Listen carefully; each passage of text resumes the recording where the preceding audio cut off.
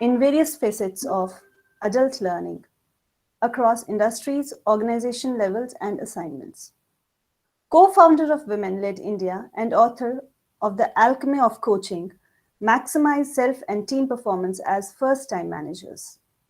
Over the span of her career, she has handled a wide range of responsibilities, and currently Ms. Ratan is a director at Larks Learning Private Limited. Continuing with yesterday's session, now may I kindly request Ms. Anila Ratan, Director Larks Learning Private Limited, to take the discussion further and also answer some of the questions that we received yesterday and were subsequently passed on to her. Ma'am, please. Thank you very much. Yesterday, I was unable to address a couple of questions, so I'm going to take this opportunity to address those questions. The first question that was posed a couple of times is how to become a certified psychometric analyst and from where. The answer to that is there are many tests available, many assessments available, and most of them will have a body, a certifying body. For example, Larks Learning is the certified body for extended disc. And you're going to be having a session with Lovely Kumar on the 4th day, I think. So you can actually ask more about it from her regarding extended disc. All of these assessments, all you have to do is Google, and you need to specifically Google as to where can you get the certification done. Typically, all of them have some training. There are some which demand you to be a psychologist. There are others in where it is system generated. So for example, I can talk about extended disc. It's system generated. I'm an extended disc certifier. However, I'm not a psychologist. So if you're interested and you're not a psychologist, what you're going to have to do is you're going to have to do some research as to which are the assessments. Typically, all corporate assessments are assessments which doesn't require you to be a psychologist. You learn about how to use the tool and how to actually decipher the tool. So again, I'll give an example of the certification that I'm very comfortable with.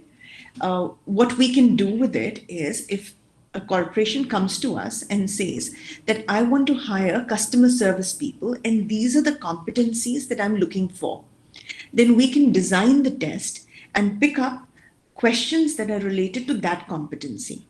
And therefore we run the test. The test is an online test. Some tests are still pen and paper, but most of the tests today in the market are online. It takes minutes for the result to come in. So the result typically will be in a coded form, which is something that only if you're certified, you will be able to read or understand. And then for the participant, there is some literature. Now, the literature is quite comprehensive. However, if you're looking for a test, I would suggest that you look for a couple of things when you are searching for a test to do yourself. And the purpose is for yourself and to get certified. However, Ajay is going to be covering that in detail. Just to give you an idea, I would suggest not to go with the pen and paper versions, but to actually look for something which is online. It is faster and human error is not there. I would also suggest that whatever assessment you decide, be it a Hogan, be it a Conferry, be it a Thomas profiling or an extended disc or a FIRO-B, you need to look at the reliability and validity scores. The general industry benchmark is around 75% and above, but I'm sure Ajay is going to cover it in more depth. The price obviously is an important consideration, and the range would be anything between around 20,000 to 1,50,000. So you also need to look at the rigor. How much time does it take?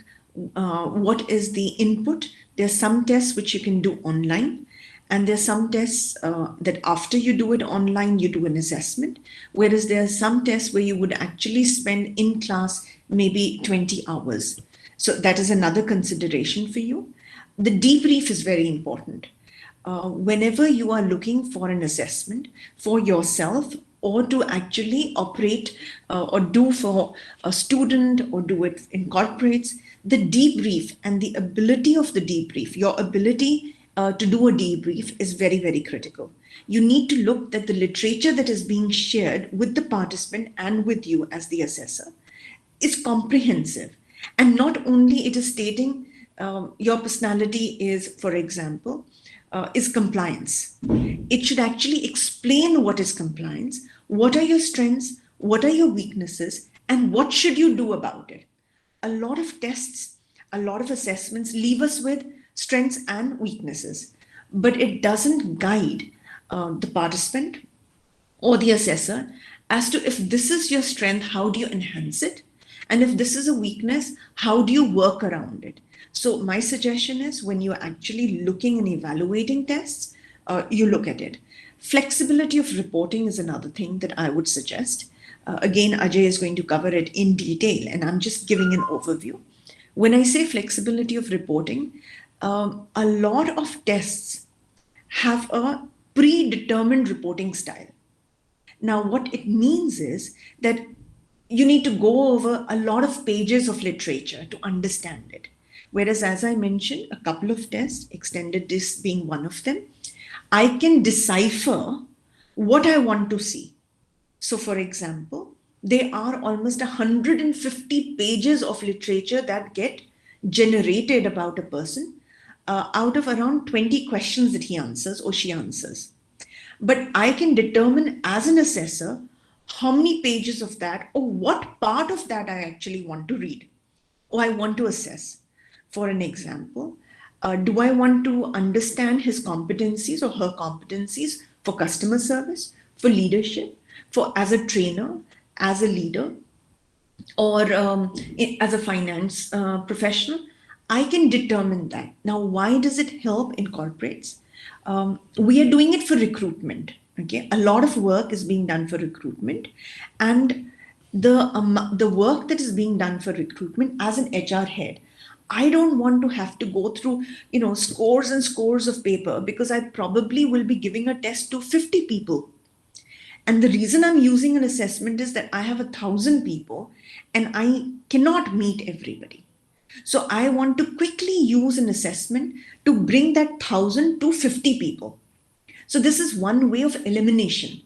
Now, if it is a way of elimination, for each person, I don't want a thorough, in-depth in-depth, which is time consuming, in-depth research, which is time consuming. So it depends on why are you looking at this assessment. If you're looking at this assessment just to understand yourself better, understand people better, it's a different thing. However, if you're looking at this assessment to work in corporates or with a student, okay, in education, then you probably want to evaluate how is the debrief happening and can you determine what exactly is being debriefed?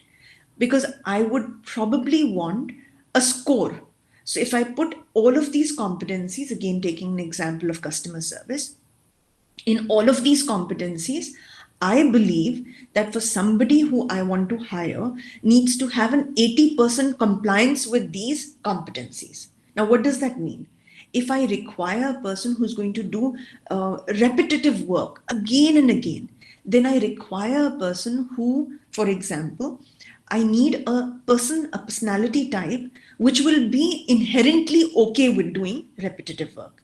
So I would say these are the competencies, and this is the percentage of adherence to that competencies where I'm willing to meet the person. So I hope I'm explaining that is a very important criteria. And please, you can pose questions to Ajay about it. And the last, which is actually validity, the validity scores are critical for you to think about. What exactly is this assessment measuring? Now, if that assessment is talking about personalities, which is fair, it should be valid for personalities. But if it is looking at logical reasoning, for example, then it should be valid for logical reasoning. If it's looking for abstract reasoning, or if it's looking at errors, ability to find errors, then it has to be valid to do that.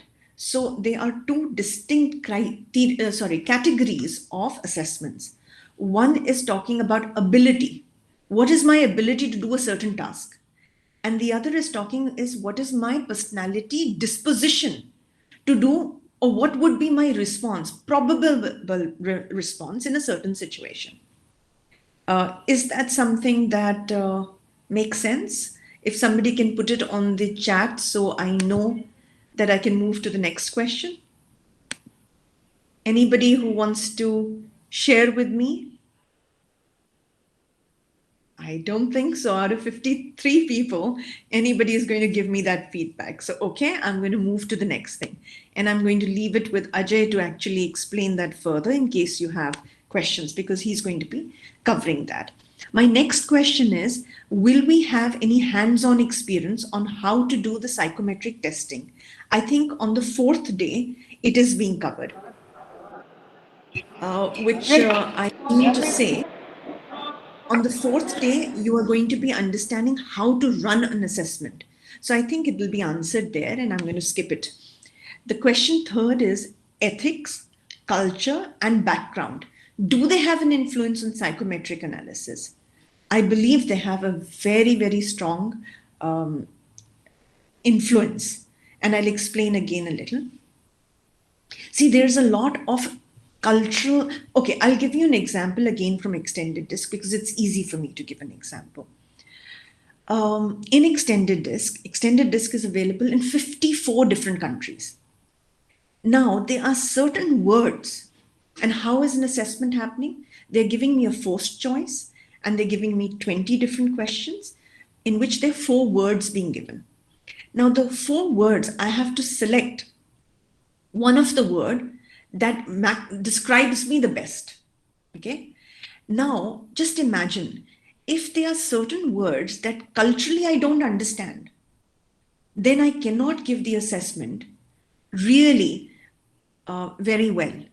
So culturally, there are words that are different. Culturally, there are questions that I will respond differently. Culturally, for example, the South Asian countries are a little more subdued, whereas the American and the Australian countries are a little more loud, okay, a little more aggressive. They have no problem saying, I'm a great leader, or I'm very good at communication. Whereas as an Indian, I might find it a little awkward culturally to go about saying that. I'll feel that it's like beating my own drum. So these kind of influences make a difference to your assessment. So another thing you need to figure out is the sample size of the reliability and validity actually cultural specific? Background. Of course, it makes a difference with background. However, the reliability score actually takes care of that. So when we say the reliability score, it actually is talking about in all different nuances, all different backgrounds, all different cultures. If I give this test, the answers are more or less, or the result is more or less similar in terms of they're reliable. They give me the right result. Okay, and I will leave an in-depth discussion about that with Ajay again. However, my answer to that is there is an influence, and therefore reliability scores are important. The next question that I have is psychometric analysis does help every time in every situation? My answer is no, it doesn't. If it is an ability test, then also, and if it is a personality test, then also. I'll take an example of a personality test. In a personality test, imagine what instructions we give is sit down in a relaxed, calm, uninterrupted space for, let's say, 8 minutes, 10 minutes, the time that it will take you to do the assessment. Why do we say that? Imagine if you're totally stressed and on your phone, you're trying to do an assessment in a metro. Obviously, your concentration and answers may not be perfect. Now, what do I mean by perfect? Most of these assessments give instructions for you to actually give the first unthinking response. They don't want you to analyze too much, because what happens is when you start analyzing too much, you tend to try to give answers that you think are socially acceptable or what is the recruiter looking for. So there are ways in which these assessments, they have a way of catching if you are lying. How do they do it? It's quite simple. All the questions that are being given are typically indicating towards the same thing. So if they see a pattern of answers that are not really talking to each other, they will probably say that the test is not valid and needs to be redone. So no, psychometric tests, be it personality tests or ability tests, do get affected and cannot be taken as the absolute truth.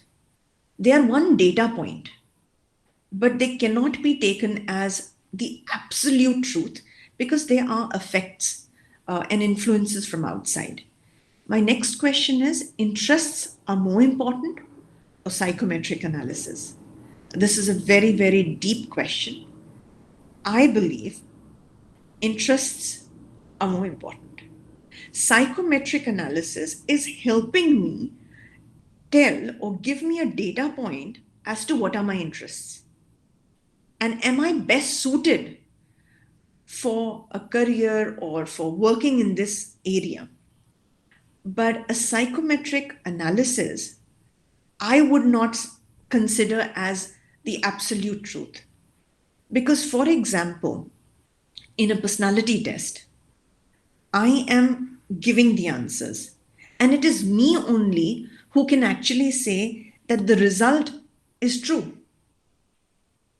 Nobody else can say how I'm thinking. It is what I'm reporting, and therefore only I can say that is it is correct or not correct. So I hope I've answered that question. If somebody could indicate if I have been able to answer those questions. If yes, I would want to spend some time talking about use cases. Okay, so Sunita says that I have been able to answer. I will move on because I have limited time. I want to talk about corporate application and educational application. We covered it yesterday, but I thought it would be a good idea for me to share out of experience a use case that would help probably understand it deeper. In a corporate application, I would say I was once using extended disk, and the application was learning and development.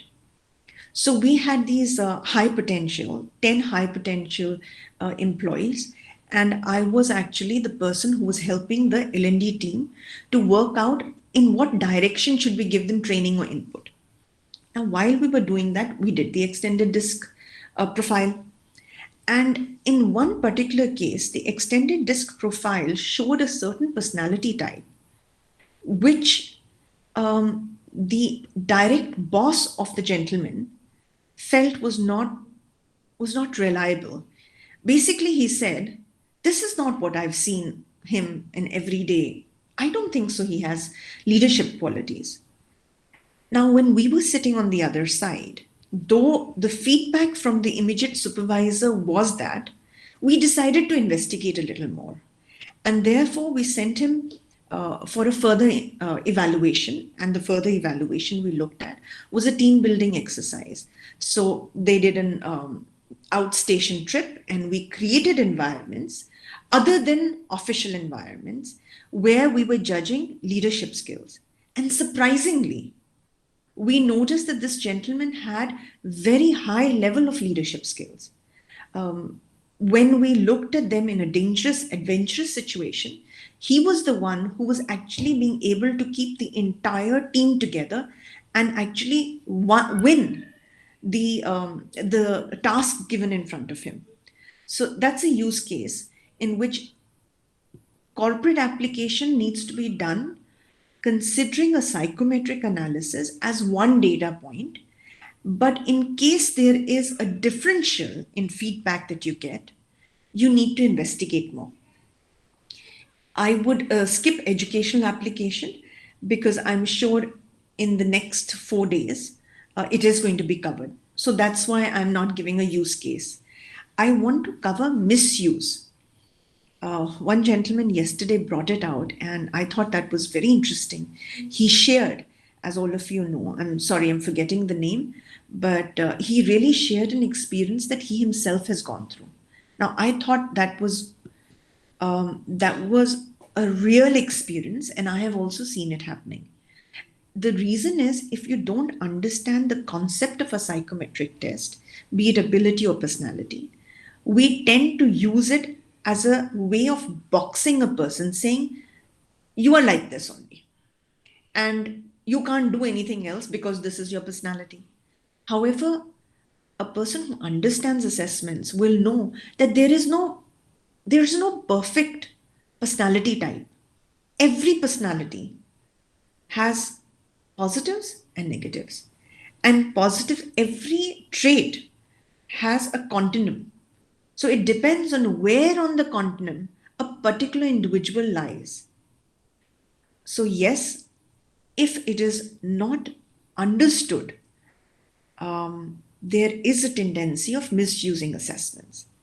And therefore, it is very important that you understand this basic concept.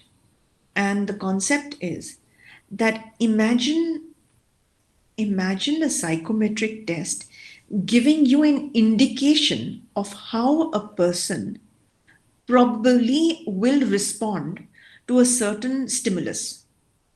But it is not a blanket yes or no. And the last thing that I wanted to tackle is coaching and mentoring. There was a couple of mentions of coaching and mentoring in the chat yesterday. Yes, psychometric tests, specifically the personality types, are used in coaching and in L&D and succession planning. And in coaching, how do we use it? I was recently doing a career transition coaching. I'll explain. Because of the pandemic, a lot of senior people have lost jobs. Not because they're bad at their work, but just because the company can't afford them. Now, these are people who probably have not given an interview in, let's say, 15 years. Now, they are in a situation where jobs are less. It is difficult to have an interview. They don't know even how to write a resume, because 15 years back, the way corporates used to view resumes, today is totally different. And they need help. They need help to actually manage and to understand how are they going to transition their career. And a lot of them are changing direction completely.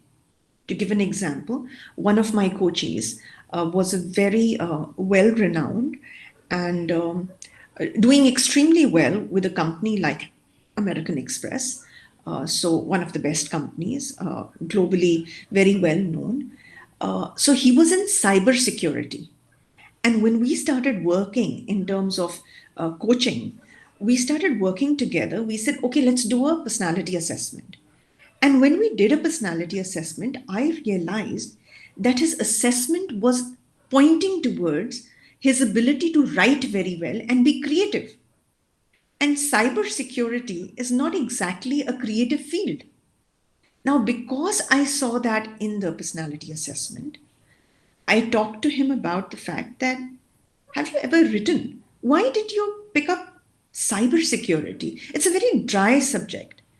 And I was surprised that he told me, you know what, my dad told me to do this. And so I did it.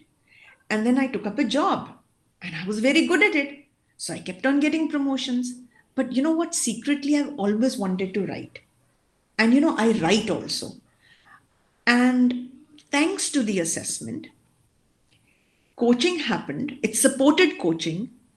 And that resulted in him changing the direction of his career completely. And you would note, I have written a book on coaching I've co-authored a book on coaching.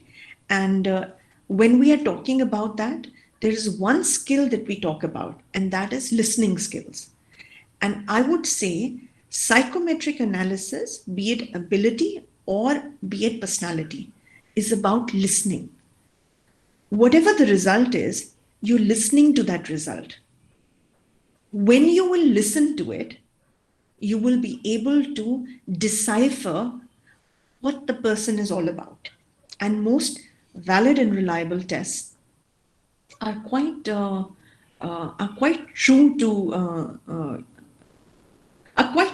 to the person and can be used very effectively. And with that, I have covered the questions that had come to me.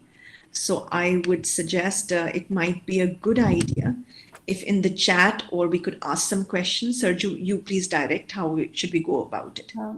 Ma'am, I believe most of the questions which were asked yesterday have been answered very, very well and in a very, properly explained manner. The only one interesting question I received in my WhatsApp was, if a person is not able to administer a test, then what about reliability? Because test is reliable, but administration of test raises a question. How do we address this? I will give an answer. The administration actually in today's world and is quite easy. I'll explain why. You need to give us certain instructions. For example, I'll give an example of extended disk again. We need to give an instruction that it has to be your instinctual reaction. Don't think too much about which option, because when you start thinking, I had explained what happens. And that you need to remain in uninterrupted and comfortable space when you're giving the test. That's all the instructions I need to give, because now everything is system generated. So if it is an system generated assessment, it is difficult for you to go wrong, because the person will give the assessment. The computer technology is actually, or artificial intelligence is actually taking it in and figuring out if it's reliable or it is not. If there is a lack of consistency, the system is saying, excuse me, let's say I've given the test. It says, excuse me, Anila, your answers are not consistent. Please redo the test. So administration, when it is a system generated assessment, is not a problem.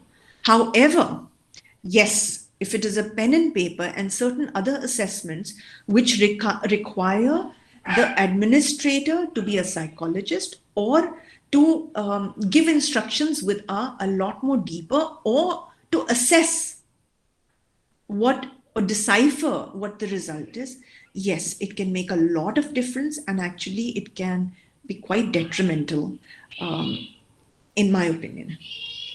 I hope that answers your question. Yes, ma'am, absolutely. Thank you so much, ma'am. The way you took up the question and explained them must have given much more insight about its applications.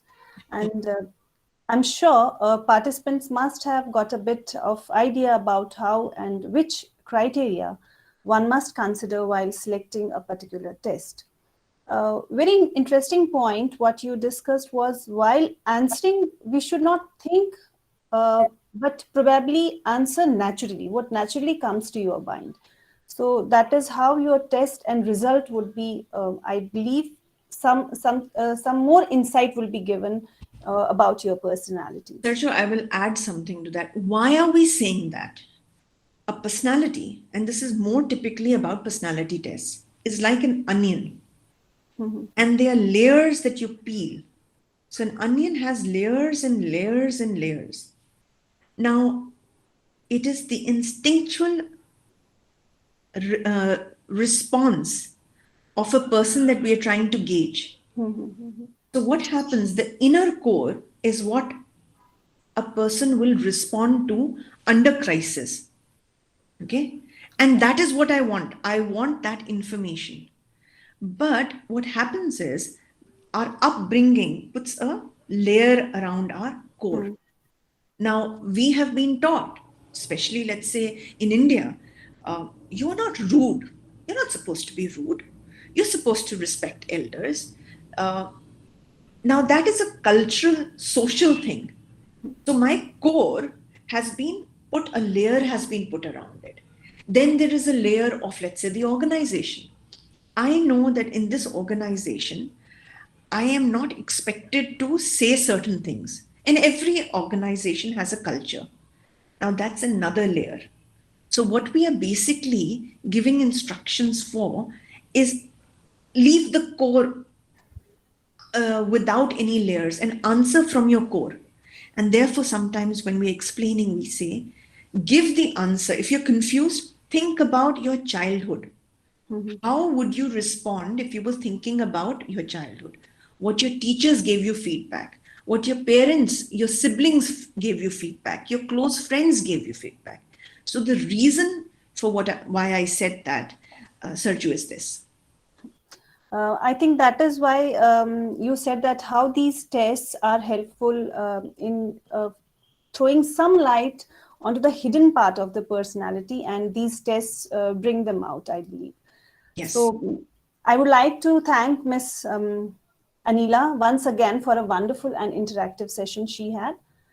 As a token of appreciation on this virtual platform, may I kindly request Dr. Vidhi Agarwal to present e-memento to our speaker of the evening, Ms. Anila Ratan. Request Dr. Vidhi to press enter. Yes, ma'am.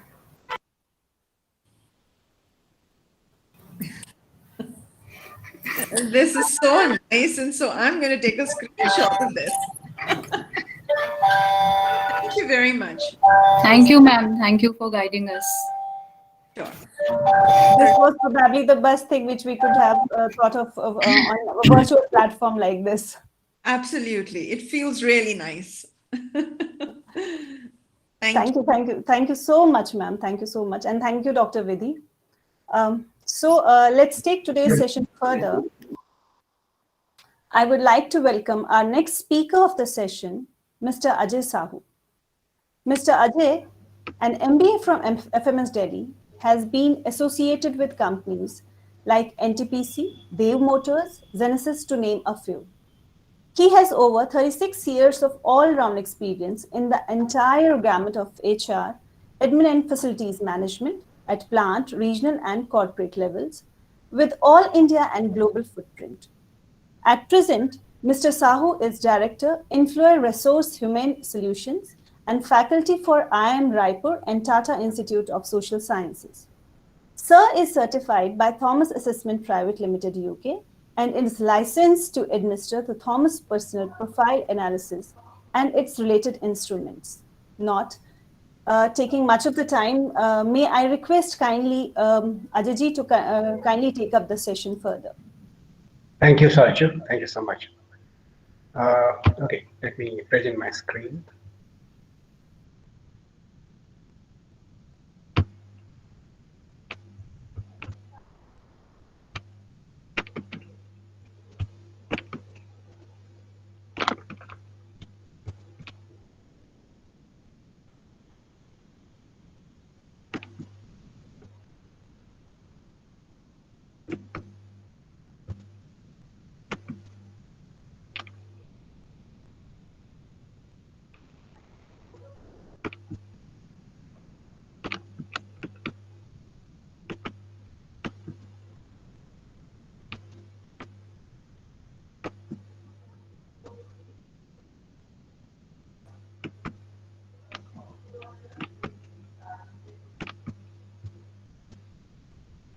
Please bear with me, it's taking some time. Doesn't matter, sir.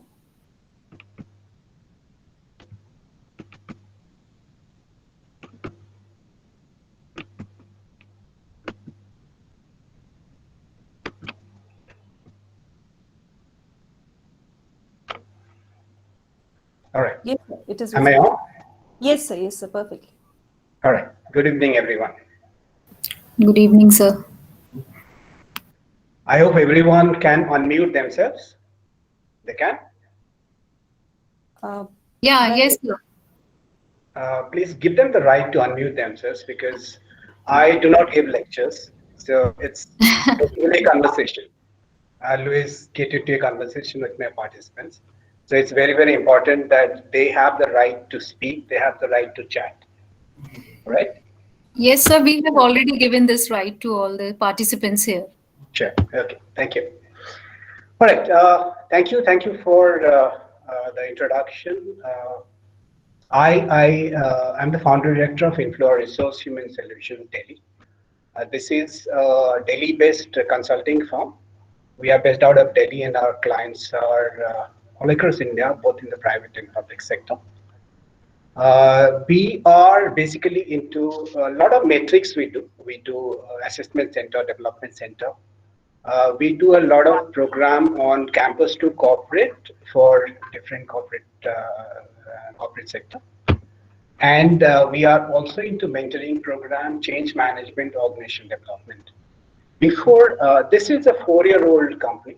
Before that, I was the global group HR head for 2 groups, all the POI and Genesis group of companies. I was based out of Dubai, and I was looking after MENA region, that is Middle East and North Africa, Europe, South Africa, and China.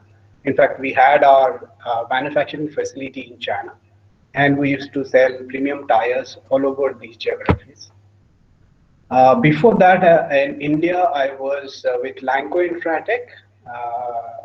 Then I was with Eternate Everest. It's a Belgian multinational into building materials. I was in Daewoo Motors, the people who brought in CLO, and they brought in the first $1 billion investment in India in mid-90s. I started my career with ATPC as a management trainee. I also teach. I love teaching. I am associated with IIM Raipur. I take classes for Retest, Tata Institute of Social Sciences. I am associated with IIT Roorkee as well as IIT BHU. I am an MBA from FMS Faculty of Management Studies, Delhi, and I hold a master's degree from JNU. Inflow Resource Human Solutions Delhi, we have our clients in both the private and public sector, as well as we work for the Government of India.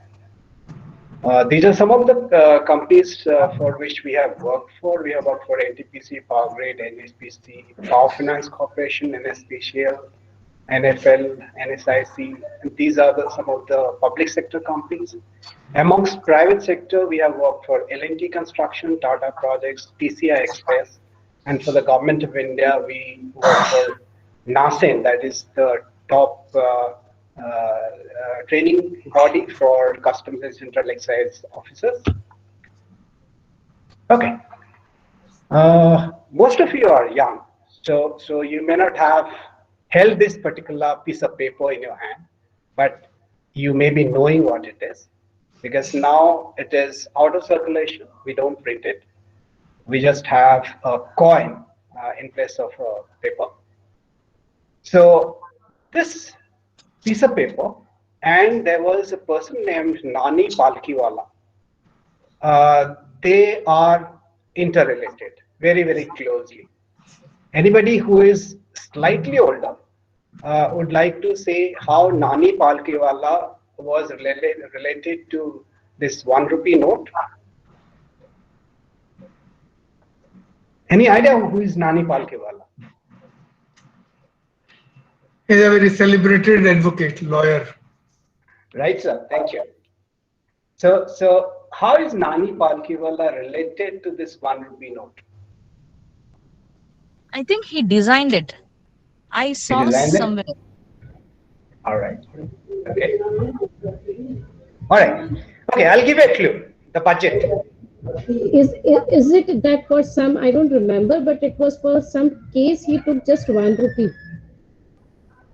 All right. I said the clue is budget, the Indian budget, which is presented every year in February.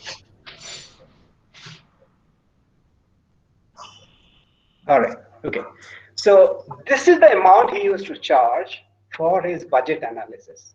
Every year, before you had TV and all those debates which take place before and after the budget is presented, Nani Palkiwala's budget analysis used to be looked forward to every year by everyone. He used to actually started with hiring the FICCI auditorium and in Delhi to present his budget analysis. Later, it was so popular that he had to hire Talkotara Stadium, which has a capacity of more than 1,000. He hired that stadium and he did his budget analysis, right? And he started off sometime in mid 80s and went on till mid 90s for more than a decade. But the amount he charged was just 1 rupee. Okay. The reason being that he could have done it free of cost. 1 rupee doesn't mean much, right? But he charged that 1 rupee because he believed that anything which comes free is not valued. That's why he charged 1 rupee to people who come to listen to him. So that's why in the morning, I asked Sarju, you ma'am, the organizer, as to whether all of you who are present today have actually paid that 200 rupees for the 5-day program, or some of you have joined just like that because to make up members. And she said, everyone has paid this amount. So even if 40 rupees per day is not much, just like 1 rupee during 80s, 90s, right? But the very fact that you people have paid to attain this 5-day, 1.5 hour session, it goes to show that you want to get the value out of these 5 days, right? So that puts another responsibility on people like Anila, me, Lovely, that we have to give you the value, and which we will, right? Okay, so with that note, let me, since you have been listening to both of us, Anila and I, so very patiently, let me give you something magical. You people believe in magic? Do you? Sometime? All right. Okay. Let me give you a magic equation and a magic number, right? So that will last you a lifetime. Let me give you that magic equation first. Let me give you a clue. 50 is the number of people who are present in this session, on both sides of this screen.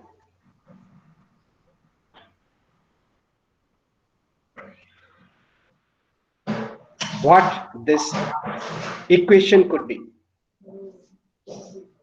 Take wild guesses.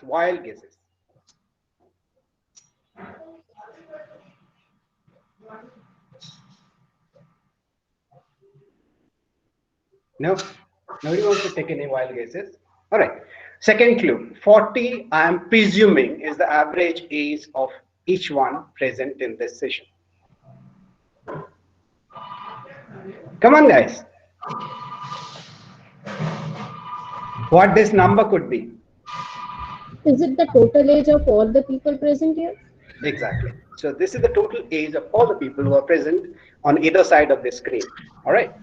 So now, why should I put this equation on my PowerPoint? Why this slide is there? You are right. I mean, this is the combined age of everyone who is present. Why should I put it on the screen?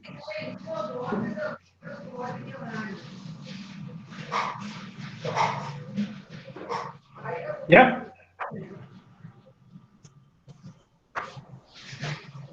Okay. So if you people don't open your mouth at all, none of you open your mouth at all, right? At the end of 1.5 hours, how many years of experience you will carry back when this session ends? 58, because that's the number of years I have lived on Earth, right? Now, if you speak up, if you share, if you interact, then you have the possibility of benefiting from 2 millennium of years of experience which is present on either side of the screen. All right. So which is better? 58 is better or 2058 is better? Guys, you have to interact. 2058. 2058. So if you want 2058 years of experience, benefit from it, what do you have to do? interact, share, speak up, right? So I would expect, because unlike Anila, I cannot speak for more than 2 minutes unless somebody else also joins in. So you need to help me out. All right. That brings us to the next magic number, 25025. Again, wild guesses. What could it be? Let me make it easier for you. Divide this 25025 with 365. Take out your calculator, divide it.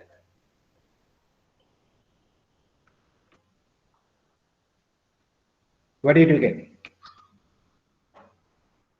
Divide 25025 with 365. What did you get?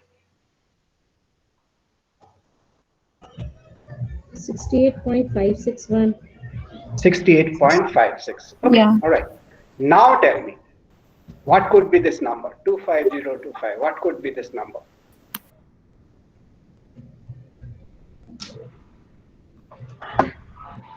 Something related to per day. Something related to? Probably Per per day, year. because we Per have year and per 65 day. days in a year. Yeah. So what is happening per day in a year? Something. Okay. So 25025 is the number of days, right? Okay. Now why should I put it on the screen?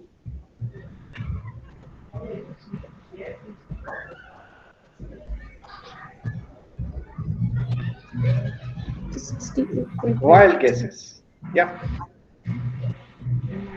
Probably the time we are will be getting benefit out of this 1.5 hour session in terms of. All right. Anybody else? Anybody else?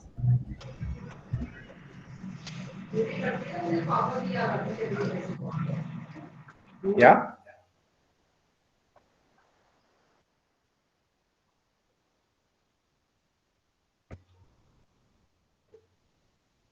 Are you able to hear me, guys? Yeah. Yeah. All right. Okay. What could be 68.56? Any guesses? Obviously, it's the number of years. Am I right?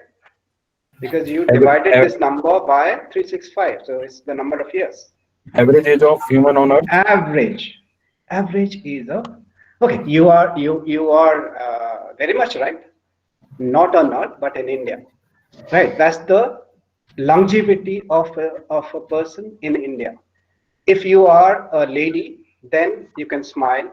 You would live a couple of years longer. And if you are unfortunate to be born a man in India, you would live a couple of years lesser. Right. Now, if the average is in this class is 40, which means we have used up almost what? Almost 15,000 days from that 25,000. So if you have $25,000 in your bank and there is no way you can add to that and you have used up 15,000, how careful you will be when you want to withdraw even a single rupee from that? Will you be careful or you will be careless? Careful, obviously, right? Yeah. Okay. So if you you have been given 25,000 25 days and you have used up 15,000 and the remaining, I mean, we are together for 5 days, right? So I'm sure you would like to utilize these 5 days well and take the most out of these 5 days. So that is the magic number. Every time you wake up from your bed, remember this number, that you have to grab this day and make the best out of it. Right. So I believe you will now never be able to forget this magic number and this magic equation. All right, this story so far. Again, as I told you that I'm not going to talk, you are going to talk. Right. So since yesterday and half an hour today, how has been your journey and how has been your learning? Because whatever I'm going to tell you, I would be building on that, whatever Anila has told you and whatever you have learned, I'd be building on that. So whatever I am going to tell you is very, very dependent on what you are saying. in the next couple of minutes. Right. Anybody? What has been your learning since yesterday? 1.5 hours yesterday and half an hour today.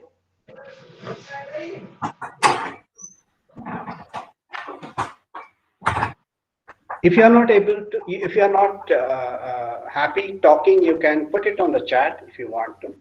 But I would prefer that you people unmute yourself and speak up. Good evening, sir. Yeah, good evening. It's all about the different personalities of the human beings, and also that to judge the people depending on the psychometric test, one should have to understand about the nature, behavior, mindset, and also the how a person behaves in a different situation.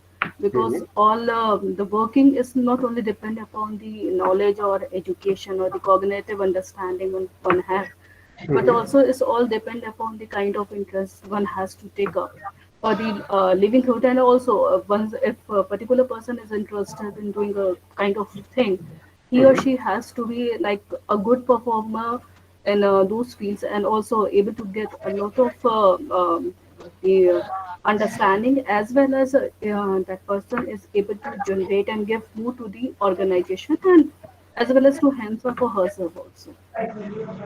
Right. Okay. Thank you. Anybody else?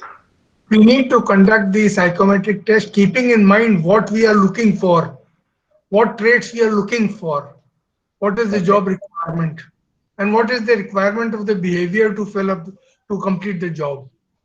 Okay. Okay. Right, Mr. Gupta. Thank you so much. All right. So when you joined this particular course for the 5 days program, what has been your expectation? After 1.5 hour session, I would want realistically to be able to do what? A, B, C, D. What is it that you expect? For yourself. After Friday, I would, as far as psychometric tests are concerned, I would like to be, I would like to do DAS. Do you want to speak up, sir? Do you want us to speak? Okay. I have used one of the IPIP International Personality Pool for my PhD. Right. So I would like to know the other tests and how to use it. We are not trained people. So whether we need to take certification for this, or can we use it? Say I'm giving a call center training. Is it good that I can use it in that training, or should I be certified for that? Okay. So you want to know the various psychometric tests which are available, which yes, you can available, use, and right? yeah, which we can use it. Yeah. Right. Okay. What else? Good evening, sir. Good evening. I want to know what exactly my personality is, and what are my skills. First of all, I want to know myself. Only then I can use and apply on others. So that's my basic idea to attend this FDP. All right. To know myself better, right? Yes, sir. Thank you. Oh, great. Yeah. I wish to be mastered one of the psychometric assessment tests, and moreover, I also want to know from where we can get the certification. Okay, so you want to be a test administrator? Yes. Okay, good, very good. What else? Sir, I teach the subject of human resource and for the MBA students, and many times the students have more questions regarding the psychometric test because we just touch upon it. So I wanted to satisfy the query of my students as well as myself, that how they are being used in real life and how the corporates interpret the results and for what kind of jobs, etc. we use it. Right. Okay, to handle student queries. Very good. Yeah. Very good. Yes, sir. Sir, I want to make an app, a computer app with which I can actually identify how the students will be able to take up different subject modules of a course at different instances of time. Okay, app to find out aptitude for a course. No, like there is a single course is there. Yeah. Then what are means how I should teach the modules, means in what way I should break down the modules with exercises and solutions, and identifying their acumen towards a certain portion of a subject, which may be, how it can be example based, what kind of examples I can put to them, how I Okay. should Okay. mentally treat their Perfect. abilities. Okay. Okay. All right. Thank you. So What I else? have a one question. Hmm. Hello. First Hello, expectation. sir. What do you want to Hello. take away after 5 days? Your Hello. expectation. Yeah, I can hear you. Hello, So you I can can hear hear you. me? Yes, yes, I can hear you. Okay. So what are the parameters when we decide a behavior of a human on the basis of empathy or empathetical analysis? What are the basic parameters of empathical analysis of human behavior, sir? Okay. Empirical analysis of human behavior. Yes, sir. Empathetic behavior of a human. Okay. Okay. Right. You want to analyze human behavior and understand it. Yeah, right? On the basis of empathy, sir, on a particular Acha. situation. Okay.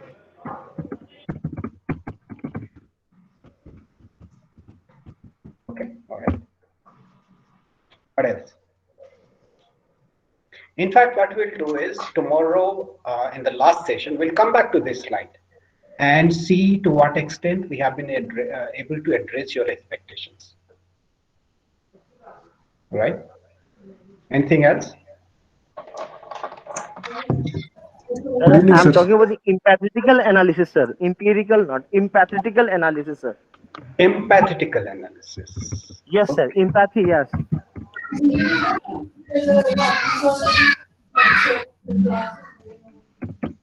Empathetical analysis of human behavior. Okay. All right.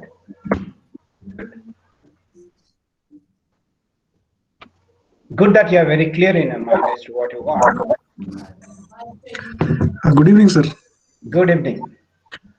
Sir, although I am not directly associated with HR, okay, but looking at the current situation of COVID, we all are under the stress and depression kind of things in our daily life. Right. We are facing such situations around us. So how this psychometric analysis can help a common man? How psychometric analysis can help a common man in handling the day-to-day situations around?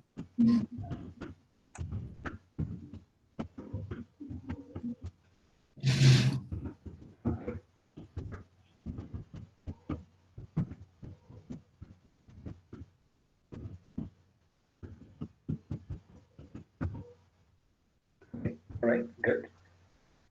Very good. Sir, is there any connectivity of psychometric testing with emotional intelligence? Okay, psychometric versus EQ. Okay. All right. Okay, good. Not versus, connection. With EQ. All right. Okay. Good. Anything else? Hello. Yeah. Sir, does psychometric analysis test can work in every situations? Okay.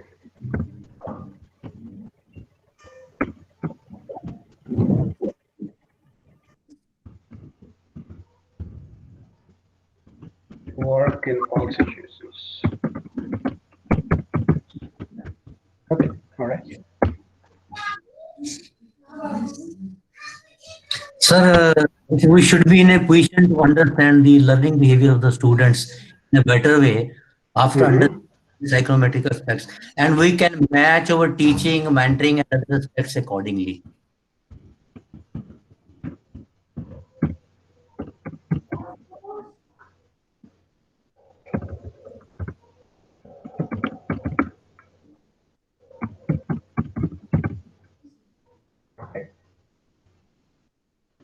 Learning behavior of students.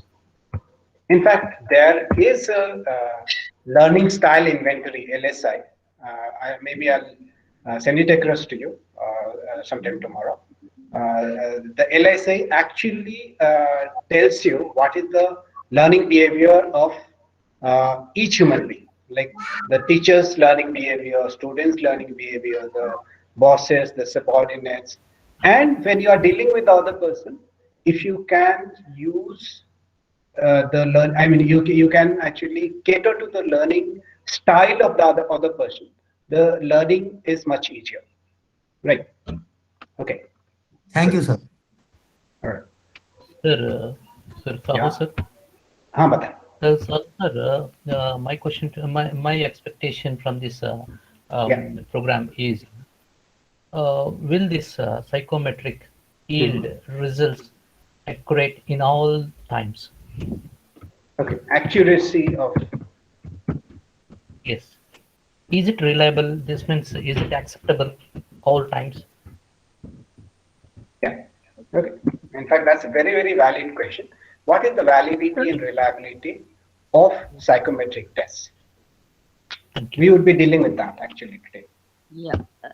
Can I go? Yeah, please go ahead. Sir, I'd like to add on to the last question. Last question. You take a psychometric analysis for a person today, and he changes over a period of time. So how do we handle that? Okay. Basically, it's called a test-retest reliability. Okay, sir. Hi, good evening, Ajay. My question is in the similar lines. So we talk about a lot of psychometric testing, specifically when we go for talent acquisition and things like that, right? So I don't know if it's ethical to ask, but I'm just using this platform because just curious to know. Can these tests be practiced? And if I'm permitted, I might use the word manipulated, because it's just you playing around with the psychology of an individual. So it's just a matter of practice. And if it is being manipulated, do these tests reflect that? Is there a way that we can pinpoint, or there are indicators in the result which could help us see or find out that there is or abnormalcy is there, and this is not what we could get, right? As I think Pankaj sir has asked the question. So see, we are going through difficult times. So individual might be in a very different frame of mind when you are rendering just during the such times. I lost my job, and then a new company renders this test to know whether I'm suitable for the particular profile or not. But my concern is that I have a living to sustain, or I don't have a job and I am out of money, right? If I am giving that test in that particular situation, then will the result that test would be generating are reliable, and an employer has the right to reject that particular candidate because the test results are not in compatibility as to what he or she is looking for? Okay. The person had taken the test in a stressful situation, personal stress. So whether that test result is valid, right? And also whether the test can be manipulated from both sides, the test administrator as well as the test taker, right? So it can be manipulated either way, actually, right? Okay, right. Sir, good evening, sir. Sir, actually, we are talking about some technical tests. So I would like to know what is the natural way to read the psychology of a human being, because these are the tests. It depends upon its validity and reliability. It might change. So in these circumstances, if we are in the COVID situation, we can't apply a test and we can know the result. what is the natural way, natural stimulus by which we can read the psychology of a human being and we can take decision or we can take anything that we want. Thank you, sir. Okay, natural way of understanding somebody's psychology, right? Yes, sir. Yeah.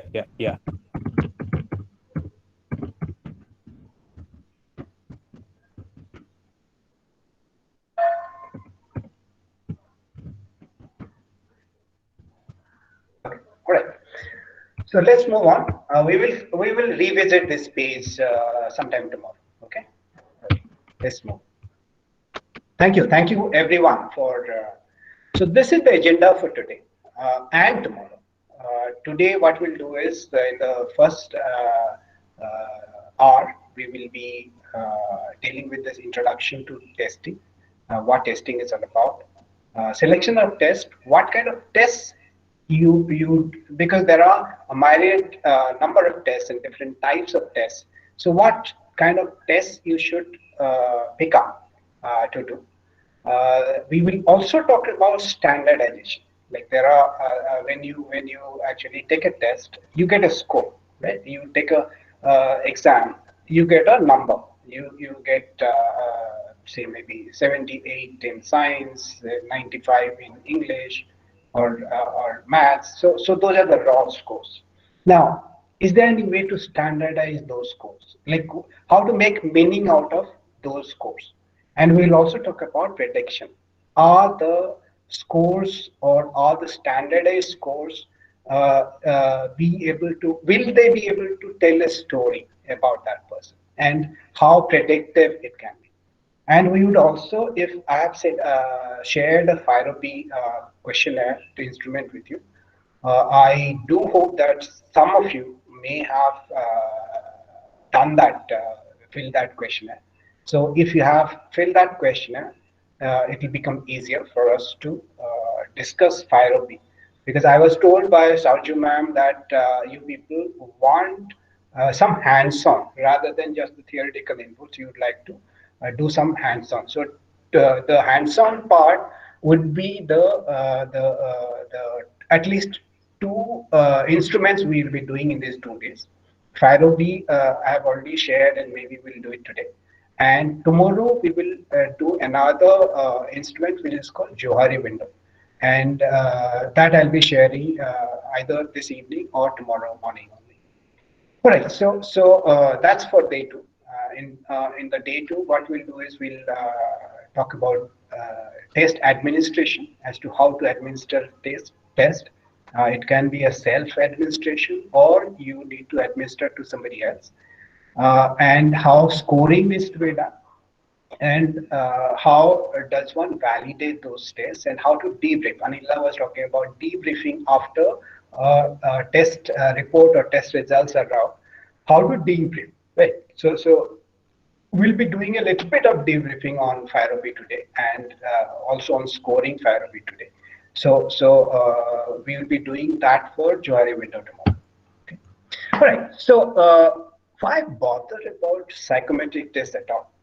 Like possibly we have never taken any psychometric test throughout our life, from childhood to today. And unless you want to be a test administrator, you want to know yourself well, why should we bother about psychometric tests at all? Yeah. Any answers? I think for self-awareness, and then to some extent, as we have been talking, for self-development. Self-development, okay. So unless we know where we are, we won't know where we want to go, right? Like if you are given a map, the first point you want to know on the map is where you are, right? Unless you know where you are on the map, you won't be able to find the way around in that map. Okay, so the psychometric test actually tells you where you are. Okay, good answer. Sir, when it comes to human behavior, there's such a covert and overt aspect of human. Come again. Your voice is breaking. Yeah, please go ahead. So what I mean to say is, when it comes to human behavior, we can easily see and predict the overt behavior. So in order to judge the covert part, we need to conduct certain psychometric assessments. Okay, okay. What does the word psychometry mean?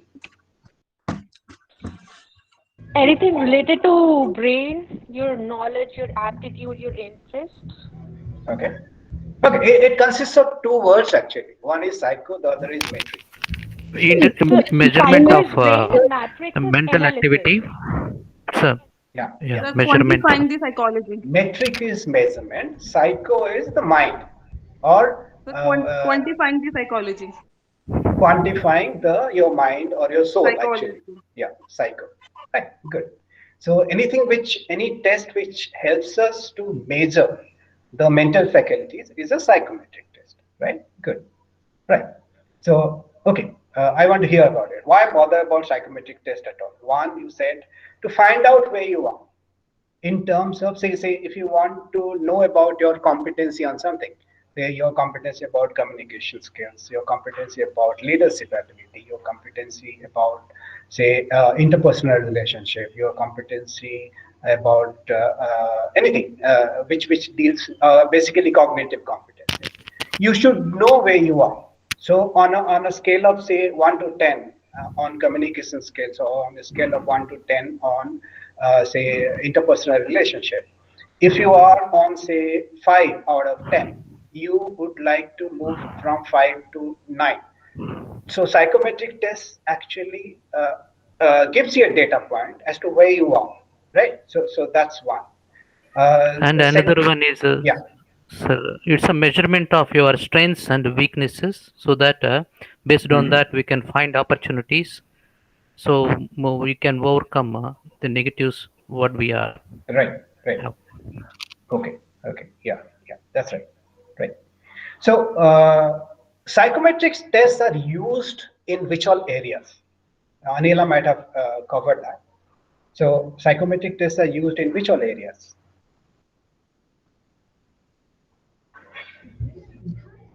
Fitting a person Like for with the role. recruitment and selection. For recruitment, yes. For recruitment and selection of the employees. Yeah. And Yeah, for that's training, one. even we can utilize. For training and development purpose, we can utilize Training and it. development. Yeah. It is also very prominently used in coaching. In coaching, yes. In teamwork. Yeah, teamwork. Yeah, even we can add the word mentoring, like for mentoring of the employees. Coaching and mentoring. And All even right. for Making career interpersonal, choices. Making career interpersonal, choices, yes. improving on interpersonal skills or relationships. Improving interpersonal skills in relationship, yes. Okay. Succession plan. In fact, you would be surprised that we actually use psychometric skills everywhere. Everywhere. Can somebody who is what? How old this baby will be? On your screen? 6 How months. old? 6 months? 1 year, 2 years, whatever. 4 months. 4 months. All right. Maybe 1 more day. All right. Can this baby be, suppose, I mean, let's assume that she is, say, 2-year-old. Can she be administered a psychometric test? Yes. Yes or no? Yes. For what? For what? For the likes and dislikes of the baby. For finding out what motivates her. For finding out what motivates him, right? Okay. In fact, I think yeah. we have something called child psychology, but not sure whether we can actually administer the test, because there is certain age where brain development, is taking place. So my understanding is that only after that you have that complete development of the brain, then only you would be able to actually administer the test. But yes, as we have studied that even child psychology is there. So, but right. Ministering of the test, not very sure. Okay. So actually, there are tests which are suitable for children aged 2 years, 6 months to 7 years, 7 months. And that test is called Wechsler Preschool and Primary School Intelligence Test, WPPSI. Right. Whether a child is ready to go to school, a school readiness test is also there. There are tests to find out whether a child is autistic. Whether, like my son, he took almost 1.5, 2 years to speak up, right? So we did not know what to do, whether he would actually speak at all, right? But there are tests to find out regarding speech ability, regarding language ability, autism, and also the intelligence, right? So No, so I'm sorry to intervene, but here yeah, it says please. intelligence test, right? I'm So, sorry. Yeah, intelligence test. Right. So, So it's is not is necessary. It's not necessary that the child has to speak to take this test. There are other ways of eliciting the response of the child to a stimulus. Right. In fact, a newborn child can actually respond to you, right? A newborn child of 1 year, 1 month, or even the fresh, newly born, totally newly born, maybe a week old child, can actually respond to you. There are ways of making that the child to respond with your eyes, with your smile, with your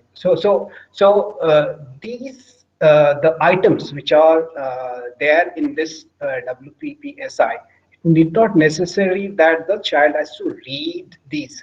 Right? There are ways of framing the items. There is another test which is called Wechsler Intelligence Test for Children, WISC, which is suitable for older children between the age of 6 and 16. So here the items are more verbal, like written, because by the age of 6 or 7, the child would have learned the alphabet, learned to read to a certain extent. Wechsler Intelligence Test for Children would be more verbal rather than the previous one. Now, at the other extreme, you have someone who is maybe 70 or 80 years of age. Can there be some test which we can administer to them? Psychometric tests. And for what? And for what?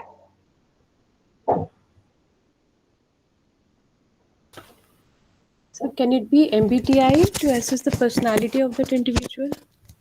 Why do you want to know the personality of a 80-year-old?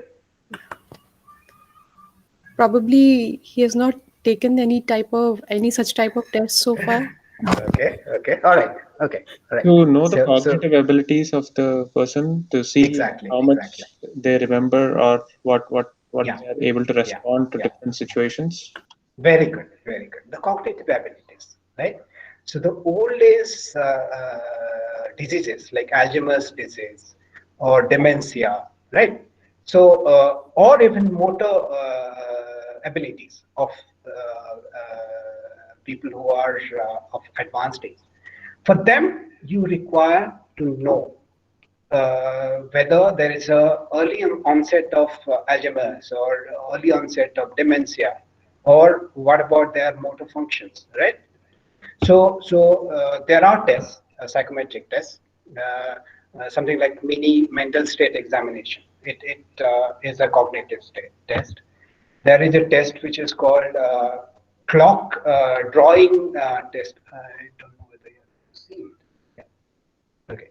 So basically, the participant is asked to draw the face of a clock and put the numbers, the 1 to 12 numbers, and from that the result will tell you their mind and hand coordination.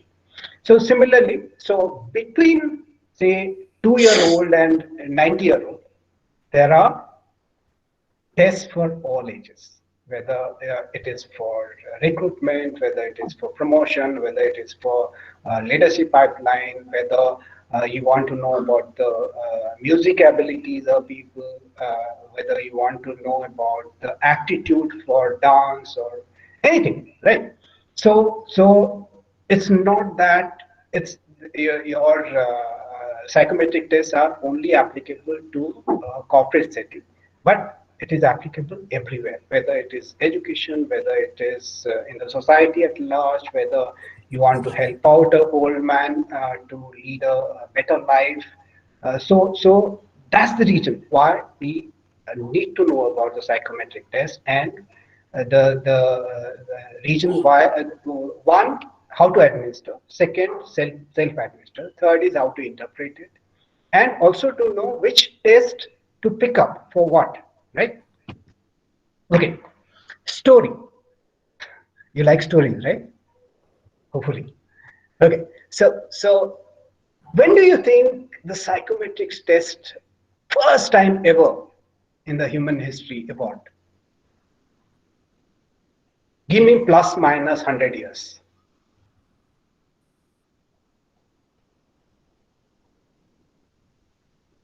Plus minus 100 years. In the 19th century? Yes. 19th century? Okay. All right. Anybody else? Based on yesterday Anila ma'am's story, it was during the World War II. World War II means in the 20th century, right? 1940s. Yeah. Yeah. Okay. All right. Any other?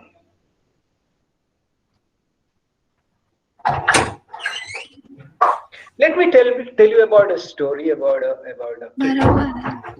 Bucket king who wanted to guys, after you have spoken, please mute yourself. Thank you. Yeah, after you have spoken, please mute yourself. Thank you so much. All right. So there was this king who wanted to hire a courtier who would be honest, who would have perfect integrity. Now, how would he pick someone who is honest, having perfect integrity, who would is there any way he can do it? So what he did was he shortlisted. He asked his minister to shortlist 12 people from amongst the citizens, and though those people had impeccable credentials, right? So, but he just wanted one courtier rather than 12. So he valued integrity a lot. So what he did was he told the minister, it's okay. So you bring all the 12, but I want to meet them one after the other, right? So and I want to interview them, right? So the king was seated on his throne, and what he did was he created a tunnel through which these 12 people will come one after the other, and they will have the interview and they will go back. Now, without telling anyone, what he did was, this tunnel was a little longish with dim lights. What he did was he kept a bowl of gold mohurs, gold coins in that tunnel, right? And he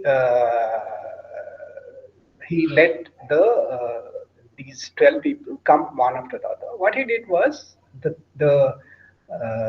these gold coins were coated with a kind of invisible powder, right? When the person comes out, one can actually see whether the powder is there on the palm or not. So he let everyone pass through that tunnel, and as he expected, some of them what they did was they looked here and there and saw that nobody is looking at them, and they actually picked up one of the mohurs because it was in a heap. So if they just pick up one, who would notice, right? So they each of them would just pick up one and walk into the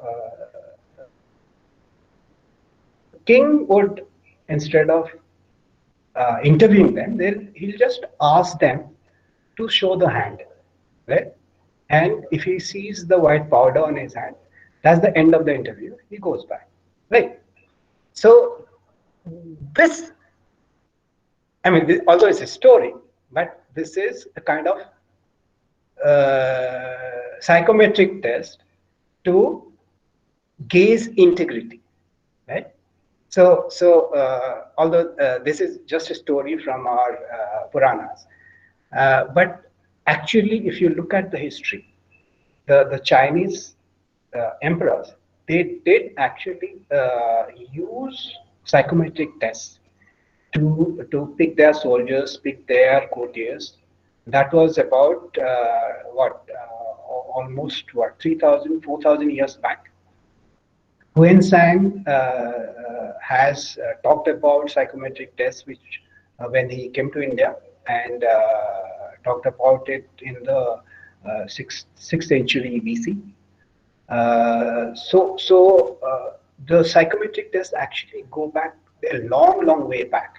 It's not that only after the Second World War. Although Second World War, we actually created this test for wider use, but the psychometric test has been used for time immemorial.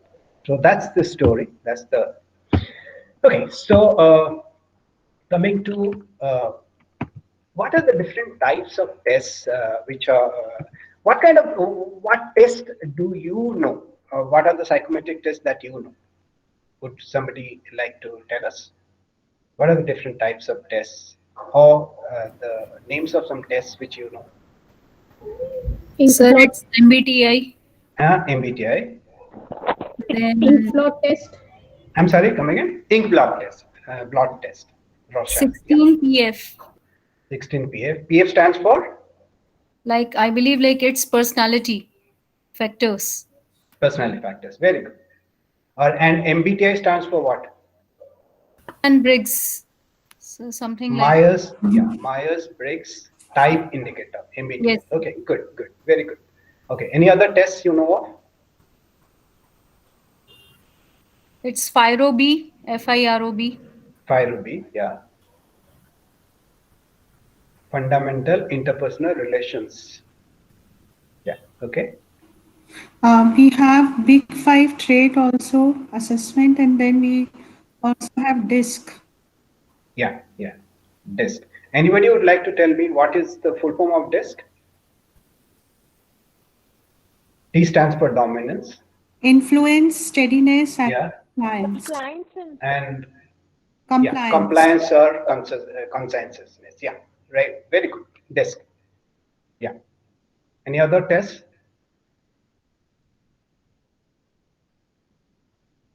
We have TACT, thematic apperception test, which is generally being Thematic. Yeah. Thematic apperception test. Yeah, very good. EQ tests to measure the EI. Yeah, emotional intelligence. EQ tests, IQ tests are also psychometric tests. Yeah, intelligent patient. Here, Ajay, I would like to have some clarification because maybe my understanding is different. Yeah, go ahead. Yeah. So, see, earlier also we mentioned intelligence. So, when we talk about intelligence and when we talk about psychology, so I'm not able to relate these two together. So, we're talking about somebody taking an intelligence test. Are we also speaking in terms of a psychometric test? Is that correct? Or, because my understanding is that when we're talking about intelligence, in terms of a child, a 6-year-old child or a adolescent, then intelligence is something, my understanding is different than when we talk about when we are rendering them a psychometric test. That is when we are analysis, psychoanalysis, and then trying to maybe figure out what is going on in their unconscious mind and, what would be the related outcome in terms of behavior. So, So what does IQ stand for? Is it a question? It is a question, right? Intelligence quotient. Yes. IQ is what? It's a question. Question means what? A upon B is a quotient, right? Right. Okay. So IQ would be what upon what? Your age and then your level of intelligence, I suppose, right? Yes, because again, that's what I need Your clarification. mental age upon your physical or chronological age.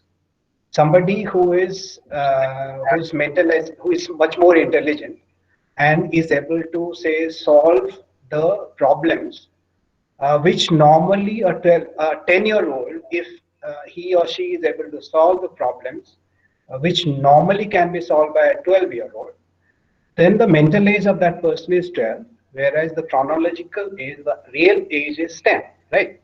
So the IQ is 12 upon 10 into 100, which means the IQ of that person is 120, right?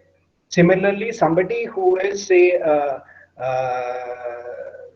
somebody whose real age is 10, but he can only solve problems only of a person, of a child who is, say, 8-year-old. So in that case, it will be 8 upon 10 into 100, that is 80, right? So that's the IQ. So in fact, the psychometric test started with Alfred Binet, who introduced the concept of IQ, intelligent quotient, sometime in 1904. So the psychometric test, the formal psychometric test actually started long back, long before the Second World War. So IQ tests are psychometric tests because it is measuring. Otherwise, there is no way to measure intelligence, right? So it is measuring the intelligence of a person. So that's a psychometric test. So anything to do with the measurement of the cognitive ability of a person is a psychometric test, whether it is cognitive ability or even personality or attitude or mood, or emotions. These are all psychometric tests, right? So that's how psychometric tests are defined. All right. So there are basically two types of psychometric tests. One is knowledge-based test, and the second is there's a little theory, right? So if you want to be a good administrator of psychometric tests, you should also have some grounding of theory. So the next 4-5 slides will be a little theoretical. So what I would strongly suggest that I'll of course share these slides with you, but if you but then slide don't have everything that I will be talking about. So what I would suggest is do take some notes. Okay, so there are two types of tests, psychometric tests. One is knowledge-based test. The second is person-based test. The knowledge-based tests are basically three again: ability, aptitude, and achievement. Whereas person-based test about that particular person is personality, integrity, clinical symptoms, mood, and attitude. So there are various psychometric tests answering these 8 different types of psychometric tests. Right. So let's know a little bit more about what these terms mean. Ability, aptitude, and achievement. In fact, many times we do use them interchangeably, but they are different. They are actually very, very different. Okay, anybody would like to suggest what is an ability test, what is an aptitude test, and what is an achievement test? In AKGIM Institute of Management, you may be having end semester exams or annual exams. What is that? Is it an ability test or aptitude test or an achievement test? That's achievement test. Okay. I hear two answers. One is ability, the other is achievement. Yeah, right? it's ability or achievement, like. Okay, ability and achievement are same. That's what you are talking about. Same, right? Yeah, but it may be like just to judge the ability of the students as well as like the achievement, like how good they are doing in their subjects. Okay. So they are basically interchangeable. It can be an ability test. It can be an achievement test. Anybody else? But ability test will also focus on the potential. All right. Okay. Sir, ability is capability of doing something. Capability of doing something. All right. Which means the year-end exam is not a ability test, right? That's what you're saying. Yes, sir. It is just if something is capable of doing You're something. right. Actually, you're right. You're right. It is an achievement based on the past ability. Yeah. Okay. So what about aptitude? What about aptitude? When do we use aptitude test? To know the interest, basically when we want to know the interest areas. Yeah. Interest areas. Very good. Very good. All of you have answered it correctly. Achievement test, your year-end exams is a achievement test, right? The board exams which you take at the end of 10th or 12th, that is a achievement test, right? Okay, so similarly, aptitude test, whether you should join the music class or not, right? So to know that, you need to go through an aptitude test, whether you have a music for the ear or not. Anila had spoken to you in the first half an hour about a person who actually was good at writing, although he was stuck in another room, right? So that part of the psychometric test which she did for that was an aptitude test, right? So that gave the aptitude for writing or creativity. Ability, you people have joined this particular MBA course by taking some exam, right? Yes or no? You joined the course based on your 12th marks. Was there any exam? Yes or no? Yeah, you must have taken some exam, right? Right? Okay. Like CAT, Common Admission Test for IIMs, right? Yeah. So that is the ability test, right? So you are actually tested on what? In CAT, you are tested on what? आप लोगों ने CAT लिया है? Have you taken the CAT exam? Yes, so we are tested on aspects like logical reasoning, vocabulary, Logical reasoning, right? general knowledge. Okay. It was So on the aptitude also. numerical ability, your verbal ability, वो सब आपने दिया है ना? Okay. So when you actually joined the MBA course here in AKGIM Institute of Management, जो आपने test लिया था, उसमें जो सारे questions थे, in the 2 years which you have spent here or you would be spending in the institute, वो उसमें से कितना चीज आया है इसमें पढ़ाई में, उस सिलेबस में कितना है? न्यूमेरिकल एबिलिटी सिलेबस में है या नहीं है? Yes or no? Yes, it's just in some subjects when we teach statistics or research methodology or but not in numerical ability or verbal ability, right? No. Right. As such, it is not there, right? So when you took that, what was the thinking behind the people who set that exam, that exam, that admission test, which was constructed or created by someone to give admission to the MBA class? What was the thinking behind that? Maybe, sir, that they were trying to check the ability, aptitude, and the achievement kind of the aspects among the students, like whether they would be good for that particular institute, they will perform better in all the forms or not. Which means it has a predictive ability. That if Yes. somebody does well in CAT, if somebody does well in this entrance test, he or she will be able to do well in the MBA program. That is what was the thinking behind it. That was the logic behind it, right? Yes, So sir. ability actually predicts. When American university it asks for your GMAT score or GRE score or SAT score, it actually is expecting that if you have a good GMAT score, you'll be able to do well in the MBA classes in their university. If Sir, you do sir, I have a well question, in, sir. Sir, may I yeah, ask a question? okay, right. Sir, may I ask a question?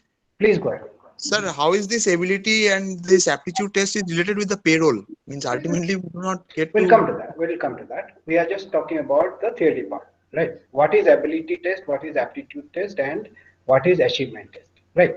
Achievement is basically the present. What have you learned? Suppose tomorrow I give you a test or quiz, which will test what you have learned in these 2 days, right? That is an achievement test. But if I use a particular test for predicting that you will do better in a course which you join, say NEET. NEET test is to give admission to medical colleges in India, right? So NEET has nothing to do with medicine or surgery or anything, but it tests you so that it predicts that you will do better in a MBBS course, right? So that's a ability test. Achievement test is for the present, ability test is for the future, and aptitude test, which Mr. Vinay Gupta mentioned, is for the potential, right? So a musical aptitude test is to find out your potential or your interest in learning music or be a musician, right? So these are the differences: ability for future, achievement for the present, and aptitude for potential. Does it make a sense to you? Now you won't be using these three terms interchangeably. You would be very discriminating while you are using these three terms. Now, person-based test is personality, integrity, clinical symptoms, mood, attitude. These are self-explanatory. They are not used interchangeably, and we will be dealing with these tests further in the as we go along. Right. What are the three characteristics of this test? Suppose I just like OPQ test or MBTI test or FIROV test, right? A FIROV test has what 54 items. So suppose I just write 54 questions or 54 situations, right? And I create another test and I give my name. This is AKS test, Ajay Sahu test, right? So will that stand scrutiny in when I actually use that test? And if not, why not? A FIROV test or and a 54 item test which yours truly has made. How that differ? Why should people go for FIROV rather than go for my test? Because that test might be having has been tested on reliability and validity. Yeah, reliability and validity. Okay, very good, very good. Okay, so that brings us to our next concepts, which are reliability and validity, and these are actually the characteristics of a test. To make a test credible, you must have each test must have reliability, each test must have validity, and they should lend themselves to standardization. We will talk about each of them separately. Now, what is reliability? What do we understand by reliability? If we are administering the test again and again to the same people, it should give you the same or similar result. Okay, same or similar result, right? Yeah. Suppose A and B, there are two people. Okay. So A says B is very reliable. Okay. So which means what? A Again, says B is reliable. So it means what? Trustworthy. Trustworthy. Less So trustworthy means no.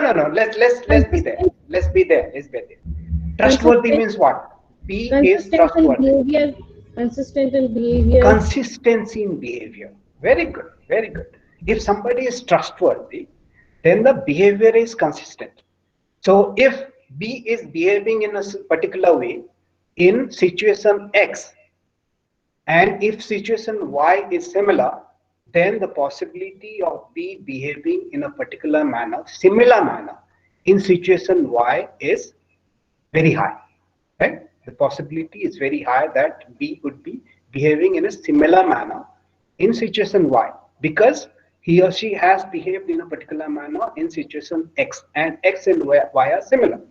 So if B is reliable, and if A considers B to be reliable, then he should expect B to behave in a reliable fashion in situation Y as well. Right? Right. Good. Very good. What else? Somebody else was talking what reliability means. Somebody else was saying something. Manager Toka. Right? No? Okay, good.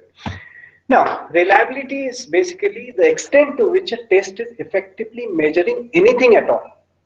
Whether we talked about that example of B being reliable to A, and B behaving in a reliable manner in situation Y, which is similar to situation X. So the way he or she had behaved in situation X, she behaved in a similar manner in situation Y as well, right? So basically, what B is doing is it is a test. A person behaves in a certain manner. Test actually measures, right? So if a person is behaving in a particular way, a test is measuring in a particular way. So if a test is measuring in a similar manner in two different situations, then it is a reliable test. Suppose you take an annual exam, right? So the annual exam in AKGIM Institute of Management, right? At the end of the second year of the MBA course, if it is, I mean, the annual exam happens every year, right? So if it is discriminating between the students who are brilliant from students who are backbenchers, and year after year, this test, which is imparted every year, if it is able to distinguish between these two sets of students, then this is a reliable test, right? So now, what are the different reliability ways you can actually ensure reliability? It is test-retest reliability. Like if you are using a test today and you are using the same test in the next year or year after, and the results are similar, then it is a test-retest reliability, which means the test instrument which you have created is reliable. There is another way of ensuring the reliability, which is called parallel form reliability. Parallel form reliability is basically you create two tests which are similar. It is not one test, it is two tests, and which are similar. The items of those two tests are similar, and you apply these tests, or you make a population to take this test separately, and if these two tests, parallel form tests, can discriminate between the same population and the results are similar, then possibly both the parallel forms are reliable. I'll take on the question after I have gone through these different types. Third is split half reliability. What you do is, suppose there are say 100 items in a particular test. Then what you do is you split that 100 items into two separate half tests, and you pick the items in such a way that the items are similar. Like if there are two questions which are similar, then in the first half you keep one question, and the second half you take the second question to the second half, right? And you administer those split halves to a particular population and see how they correlate. If the correlation is say 6 or above, or it's a good correlation, then the both the split halves are reliable. But the question is, the problem here is that your test or the instrument which you have created should have 100 items rather than just 50 items. So there is a particular statistical way in which the reliability can be calculated with the split halves. So I'm not going deep into that because we have to cover so many. But just remember that there is the different way of ensuring the coefficient of reliability for the split half. Interrelator reliability. The items are rated by the experts and you check the coefficient, or to what extent the experts agree on a particular item in a instrument.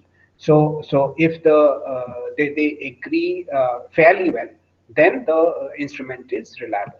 Okay, so these are the four ways reliability can be ensured of a test: test resistance reliability, parallel form reliability, split half reliability, and interrelator reliability. Any questions on that?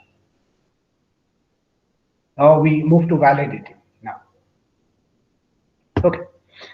All right. So we talked about reliability, right? That somebody said the trust. Are you trusting your instrument, right? How do you trust the instrument? Only if in different situations the instrument can throw up similar results, then you are able to trust a particular instrument. Now, how do you know that an instrument is valid? Like, sir, if that is a standard test and like it has been given by certain experts and we are utilizing it from for a long period of time, and it has come from some authenticated source, so maybe we can give it like a valid test, like we can treat it as valid test. Okay. Anybody else? When it actually tests what it is supposed to test. Exactly. Very good. Very good. आपको अगर 1 litre दूध चाहिए, ठीक है? Okay, so what do you use? आप जो इंची tape है वो आप यूज करेंगे, हाँ या ना? For measuring litre of milk आप इंची टेप या स्केल यूज करेंगे? No sir. नहीं, है ना? या ये जो 1 किलो का वो होता है, वजन होता है, वो यूज करेंगे, हाँ या ना? For 1 liter of milk, do you use that a kilogram? Yes or no? Correct. So for measuring a liter of milk, the inch tape is not valid, right? A kilogram is not valid. Yes or no? Yes or no? Hello? Yes, it is not valid. It is not valid, right? So a test is valid only if it measures what it is supposed to measure. What it is supposed to measure, right? At the end of the MBA exam, right? To know who is the best student, right? Sarju ma'am ने क्या किया कि उनको field पे ले गए और उनको बोला कि आप 400 मीटर्स का रेस लगाइए, जो उस रेस में फर्स्ट आएगा वो MBA क्लास में फर्स्ट आएगा, right? Is that valid test? Yes or no? No, sir, that is not a valid test. Exactly, right? Because there we are measuring. Okay, so it's not testing what it is supposed to test, right? So you have to have a achievement test for finding out who is the best student, right? Yes or no? Similarly, if we want to know who is the best athlete, for them, you can't be using any other test than actually taking them to the field and making them run or do whatever, right? To find out whether they are the best athlete or not. So validity is basically the extent to which the test is measuring what it is purported to measure, what it is supposed to measure, right? So is everyone clear as to what is the validity of a test? Yes, sir. Right? Good. Okay. Now, how do you know whether it is a valid test or not? The first is which is called the face validity, right? Like if you want to know how much the student has learned in accounting, right? So the accounting teacher says, I will give you the marks only if you are able to cross the swimming pool in say 2 minutes, right? So on the face of it, it is not a valid test, right? Because swimming has nothing to do with accounting, right? It's as simple as that. Face validity is on the face of it. If you think that it's not measuring or it cannot measure what you are supposed to measure, then it's not valid. Second is content validity, right? Content validity is you look at each item in that particular instrument. Instrument like आप जब annual exam लेते हैं सिर्फ एक question का तो आप answer नहीं करते हैं ना. You answer several questions, right? There would be essay type question, there would be true false question, there would be objective question, there would be short answer questions, right? And it tries to cover the entire syllabus. Now, if you want, if a question paper has been set and instead of covering the entire syllabus, it just has questions only from chapter 1. Out of 10 chapters, the questions are only from chapter 1 and rest of the chapters have not been touched at all in the question paper. Will that question paper be valid? It won't. No, sir. No, right? So that is called content validity, right? Whatever you want to find out, it should actually cover the entire thing. If you want someone to, if you want to know whether somebody knows how to sing, right? कौन सा TV में आता था Saregama, right? तो सारेगामा में तो वो लोग एक ही गाना गा के उसको फर्स्ट सेकंड नहीं करते हैं ना. The person has to sing several different types of गाना, right? Classical होता है और film गाना होता है, raga based होता है, वो सब करके then only they pick.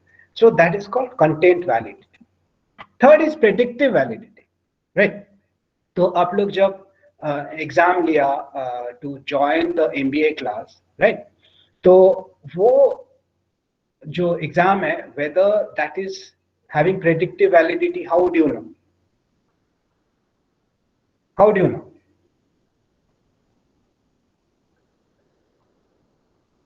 By finding out how the people, the students who have been picked through that test, how they have done finally, right? So you look at somebody who actually has scored say 90% in that exam, and you look at the results of someone who has barely passed, right? वो sort waiting list में था, somebody didn't join, that's why he or she was taken, right?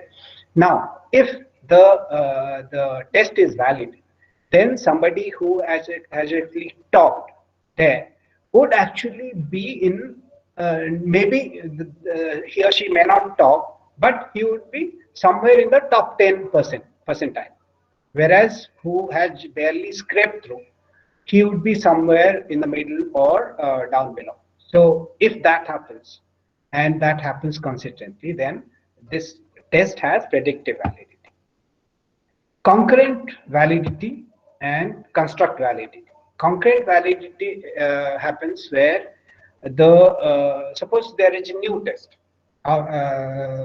एकेगर institute management से thought कि जो हम लोगों ने जो टेस्ट हम यूज करते हैं वो काफी पुराना हो गया, 10 साल का हो गया. Let us have another new test.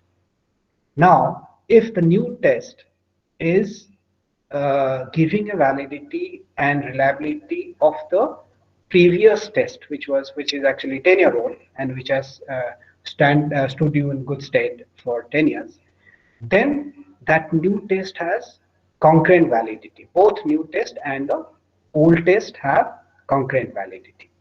Construct validity is similar to the content validity, but it is a little broader than that. So it's similar to content. Okay, so we will take another 5 minutes and rest we will do in the next class. Is that okay? We are exceeding your 8 p.m. time. Is that okay if we overshoot a little bit? Okay, so 5 minutes would be okay? 5 minutes is okay. All right. Now, a score, whatever score, it is 72 or 22 or 18, jo bhi hai, how do you interpret that score? A score of 78. If I say I scored 78, should I be happy? Should I be sad? Should I just shrug my shoulders and move on? If it is not making sense, raw scores never make sense unless they are standardized. Right? So how do you standardize a score? There are only two ways of standardizing a score. One is which is called norm-based standardization. The second is called criterion reference standardization. Norm-based standardization में क्या होता है कि how do you rate yourself? Where does your score stand vis-a-vis all other people who took that test? आपका MBA class में if there are say 70 people, and how does your score relate to the other 70? One way of doing it is the average, which is called mean. What is the mean of the class, mean score, and whether your score is above the mean or below the mean. Second is called median.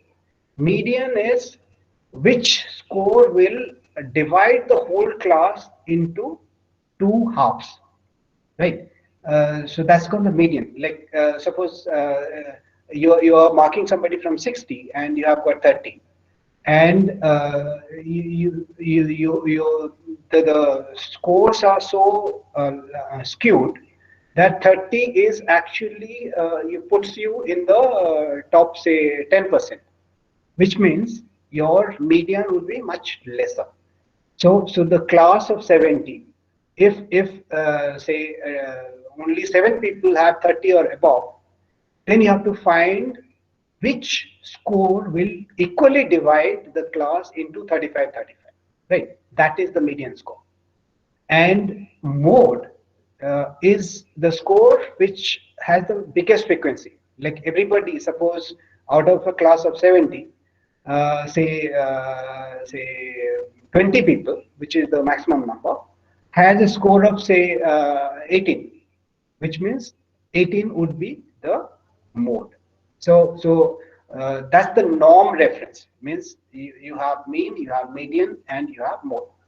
Criterion reference is your test your test result has nothing to do with the population which is taking the test, but it has to do with some other criteria, like your need or your CAT or GRE, GMAT. They are all criterion referenced. In the sense, if you do well in CAT, you are supposed to do well in the MBA classes which you will be joining, right?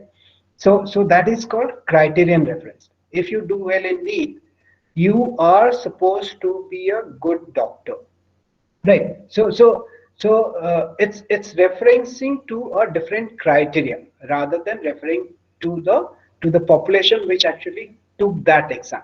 So these are the two ways the standardization happens: norm-based and criterion reference. Okay, so what we'll do is we'll stop here and the second part of standardization, we'll take it up tomorrow at 6 o'clock. Is that it, Sarju ji? Yes, sir. Yes, sir. Yes, sir. 6 o'clock. Okay. So we meet again tomorrow and we'll take up the remaining part of the standardization.